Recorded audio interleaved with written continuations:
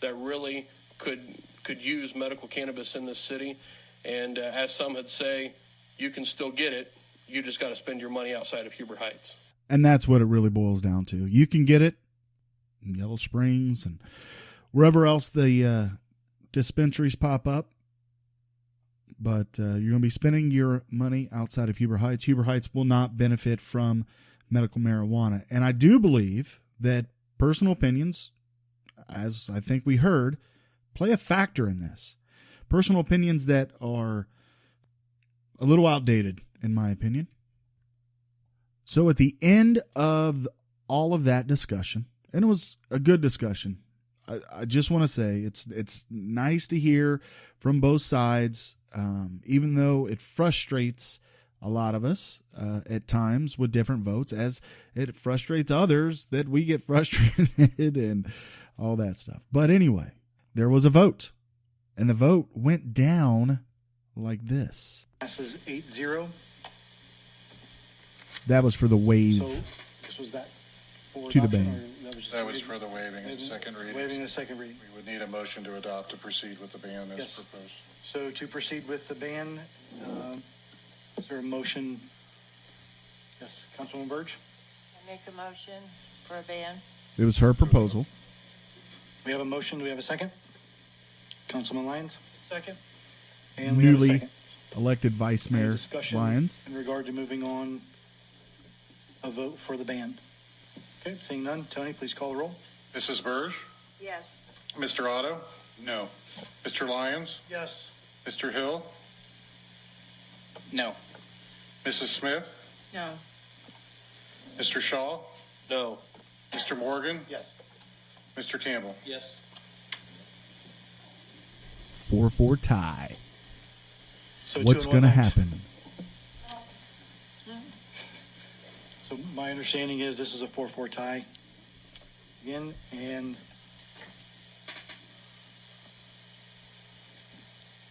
I'm going to vote in favor of the ban.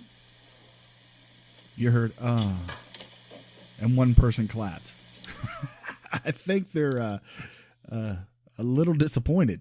That's just my opinion from it all. Maybe it was the mayor did do a good job trying to settle everybody down and ask them to be respectful throughout the whole thing. So that could have been why only one person clapped. But anyway, yeah, there it is. Marijuana is medical cannabis is banned in Huber Heights. So congratulations. No money for you. So a couple other things. Let's move away. Those are the two, and we had to spend that much time on it because they have been so controversial throughout the city. It's done. It's settled. You know who voted for what. You know who made their votes. Now, wherever you stand, you take that to the polls on election day when that comes up. Anyway. So a couple other things let's talk about here. I said I like saving money. Something that was talked about at the council meeting on January 8th was that roughly $7,000 savings from the Miami Valley Communications Council, who handles aggregation. So the city is going to enter into an agreement with them based on usage, and the city's going to save $7,000. That was a 8-0 vote. No brainer. $7,000 saved. You got to give it up to council. Got to give it up to city staff for finding that and making sure that happens, or bringing it to council's attention. That's awesome. When Huber Heights is saving money, I think it's saving the taxpayers money, and it's a good thing. Another issue that came up that wasn't really, it was briefly touched at the work session. Councilman Ed Lyons and Councilman Glenn Otto both said that they would be interested in becoming the next vice mayor. Well, Mr. Lyons was brought up first, and the vote went through, but it went through with a tie. Now we're going to listen to see where that came in, and I'll let you hear the vote on that now. Tony, would you call the roll for a vote on Mr. Lyons as the vice mayor? Mr. Otto? No. Mr. Lyons? Yes. Mr. Hill? No. Mrs. Smith? No. Mr. Shaw? No. Mr. Morgan? Yes. Mr. Campbell? Yes. Mrs. Bursch? Yes. We have a tie motion 4-4. Okay, so there has been a tie on this vote as a 4-4. As the mayor, you have. Yep. As the mayor, I have the deciding vote on a tie vote, and in this particular case, I would vote yes on Mr. Lyons as the vice mayor. All right, so there you have it. Congratulations to Mr. Ed Lyons for becoming the vice mayor for the year 2018.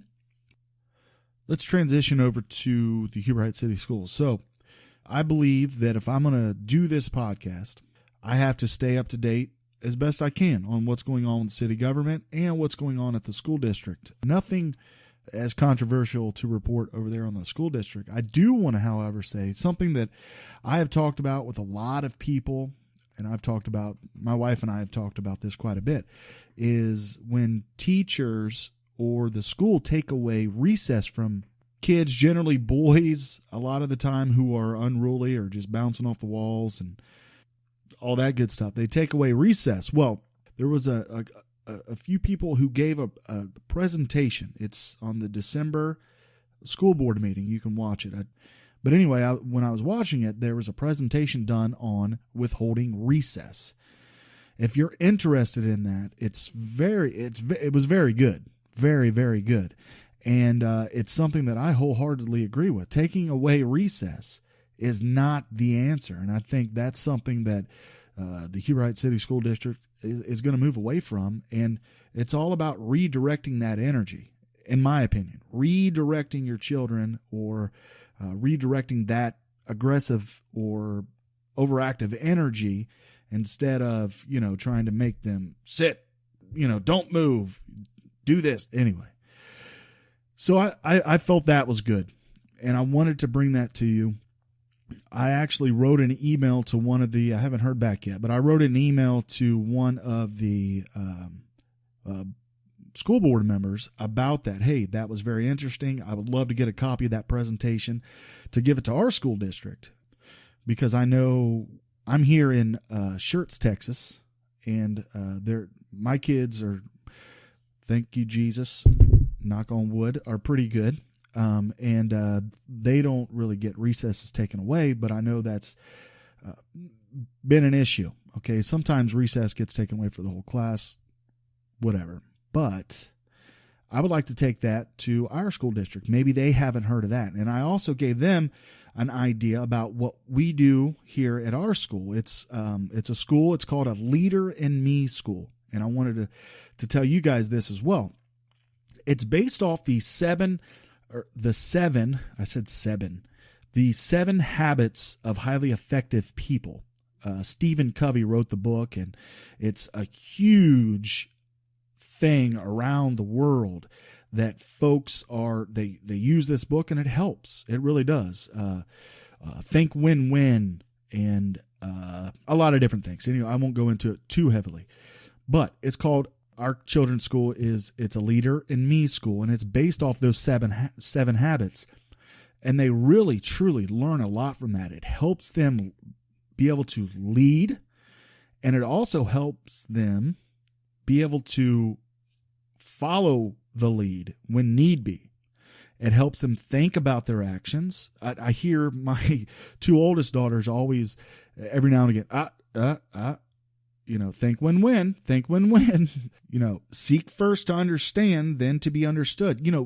Things like that, when children are learning this type of stuff, the type of stuff that's meant for, all of us grown-ups and, business folks and things like that.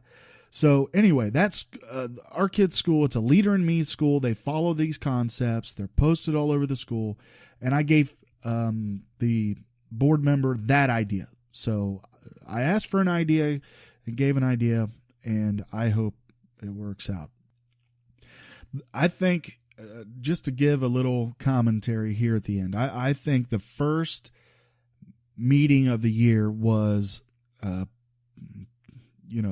whether we agree or not on the issues, I think the first meeting of the year was putting to bed, as they were saying, the end of what the council previous to them. So we have new members now. A lot of those controversial issues being with medical marijuana and the city manager residency thing, contract, whatever, it's done. So Huber Heights, take a breath. All right.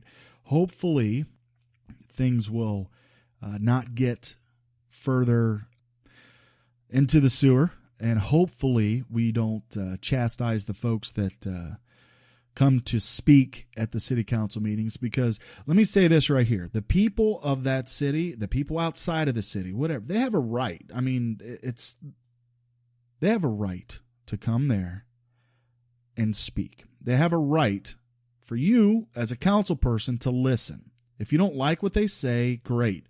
But you are there representing your ward or the city of Huber Heights. And as Mr. Gore put it, and he was, even though he may have broke the tie and voted to ban marijuana, something I disagree with, he held the meeting together. He was respectful. He was asking that of the rest of the people in the audience. Now, hopefully, as we move forward, council can listen to the people and not be rude. Anyway. All right, there it is. I'm going to leave it all right here on this podcast. Those issues are over, and we're moving forward. And hopefully bigger and better things are ahead. There may be some bumps in the road along the way, but I think if the residents of Huber Heights keep your council accountable, things will be better. That's up to you. Either you hold them accountable or they will continue to do whatever they want to do. And that's just, they have no direction. I'm not blaming them so much as I'm saying that the residents need to get out, that you need to speak on these agenda items. You need to, if you want to voice your opinion on social media, that's great. But I'm not so sure that opinion is being taken very seriously.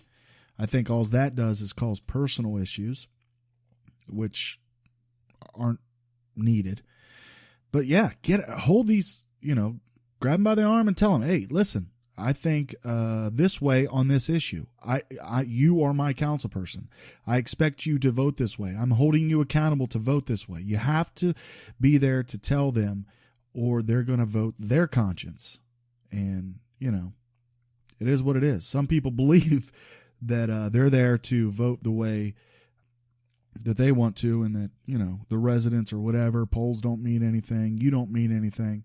And I'm not talking about popularity polls. I'm talking about there was a very expensive poll that was done that said the residents of Huber Heights wanted that industry, medical cannabis, in the city of Huber Heights. And it didn't happen. It got banned. So if you don't hold them accountable, then they're allowed to do whatever they want. I appreciate everyone listening to Truman's Town Hall. The next episode will be February 16th. And we'll have some more stuff to go over here about Huber Heights